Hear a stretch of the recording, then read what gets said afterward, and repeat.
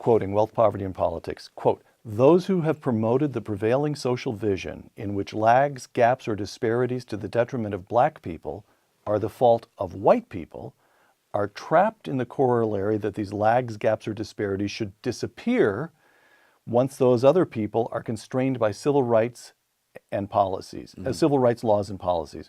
But nothing of the sort has happened.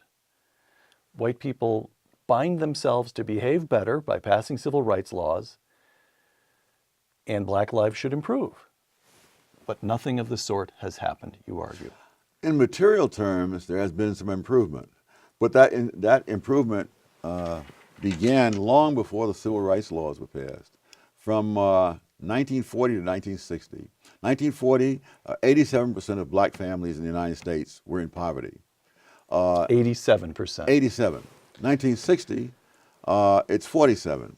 So there's a decline of 40 percentage points in that 20-year period. In a generation and a half. Yeah, say, and this is before the welfare state comes in under Lyndon Johnson in the form of the war on poverty, the civil rights laws, and so forth. Now, over the next 20 years, from 60 to 80, the rate of poverty among black families goes down an additional 18%, which is fine, but it's the continuation of a pre-existing trend at a slightly lower rate.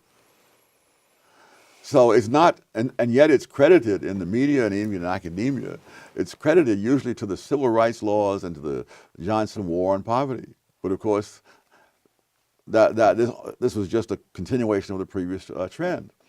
What really turned bad were the social degeneration that occurred over that period.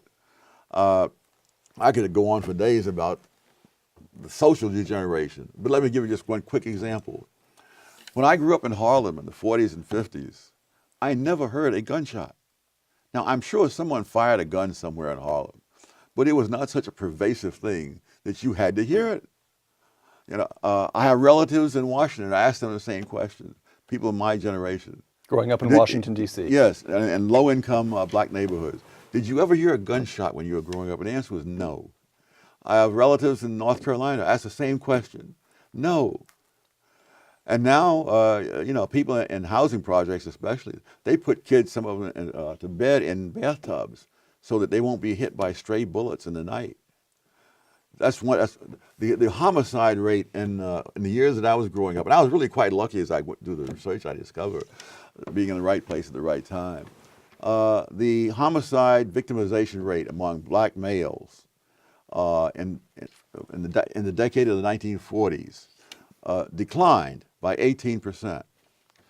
From 1950 to 1960, it declined another 22%. And then in the 1960s, when all these wonderful new ideas in the criminal justice system came in, all of that reversed, and it shot up 89% in one decade, wiping out all the progress of the two preceding decades. And you could run through a great number of other things.